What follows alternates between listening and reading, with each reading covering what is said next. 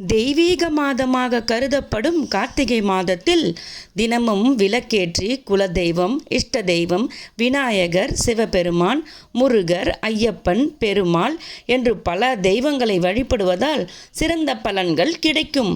மேலும் இவர்களோடு லக்ஷ்மி குபேரரையும் வழிபட்டு வந்தால் பணத்திற்கு பஞ்சமே இருக்காது.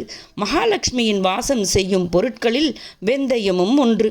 ஒரு ஸ்பூன் வெந்தயத்தை ஒரு சின்ன தட்டில் பரப்பி அதன் மீது ₹1 நாணயத்தை வைத்து அதன் மீது விளக்கேற்றி வந்தால் நல்ல பணவரவு தங்கு தடையில்லாமல் வந்து கொண்டே இருக்கும். இந்த பரிகாரத்தை வெள்ளிக்கிழமை சாயங்காலம் 6 மணிக்கு செய்ய வேண்டும். பிறகு 8 மணிக்கு மேல் அந்த விளக்கை குளிர வைத்துவிட்டு அதன் அடியில் இருக்கும் வெந்தயத்தை அந்த ₹1 நாணயத்தையும் ஒரு சிவப்பு துணியில் மூட்டை கட்டி பணம் வைக்கும் பெட்டகத்தில் வைத்துவிட வேண்டும்.